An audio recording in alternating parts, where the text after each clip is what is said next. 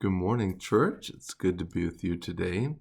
And we want to talk today about the mark of the beast and what that looks like in the life of the believer. Now, remember, as we're going through this, we're thinking about those who read, hear, and keep the word. So what does this look like in this section to think about keeping this word of prophecy? And what the mark of the beast is has always been a subject of speculation and intrigue, and people have identified it as several things throughout history and culture. More recently, the COVID-19 vaccine. I heard people saying that's the mark of the beast, so you can't get that vaccine. There's a current initiative out to do some microchipping for the sake of commerce. And of course they pick the forehead or your hand as the location for that microchip. And that's like, well, that takes me right to Revelation 13 and 14. Is that the mark of the beast? And even as a family, we were talking about this. What does that look like? Can I accidentally do something that would give me the mark and make me liable to these prophetic judgments that are coming in these chapters?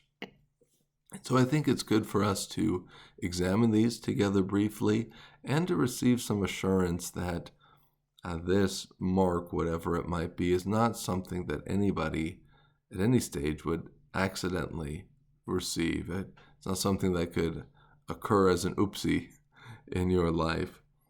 And so the first, we have the beast that comes from the earth. We have the dragon, the beast that it summons, and then another beast that people will worship. And it makes everyone, this is verse 16, small and great, rich and poor, free and slave, to receive a mark on his right hand or on his forehead, so that no one can buy or sell unless he has the mark, the beast's name, or the number of his name. So instantly we think about it's going to be some kind of identifying mark that marks you as allegiance. And this is a mark of the Antichrist, because God says of his people Israel that his name will be written on their hands. We're to put his word on our forehead. It'll be marked on our hands. And so Satan is coming with an opposing strategy to say, no, come and be marked with my name if you want to partake in the goods of this world. And so even if you got a microchip implanted in one of those suspect places in order to do commerce, if it doesn't have a connection with worshiping anything or any authority or any person or philosophy, it is excluded from consideration for being the mark of the beast. It doesn't meet the criteria. And if we go to Revelation 14, we get a little bit more. It says, and a third angel followed them and spoke with a loud voice, if anyone worships the beast and its image and receives a mark on his forehead or on his hand, he will also drink the wine of God's wrath. And so we see again, this mark is associated with worship. And it's not something that you would do by accident. It's something that you would willingly submit to as you bend your knee to authority other than God and worship a name. So just there's your encouragement, church.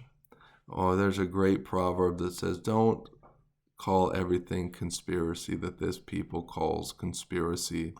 Not everything is a deep state issue or, a bogeyman behind every rock.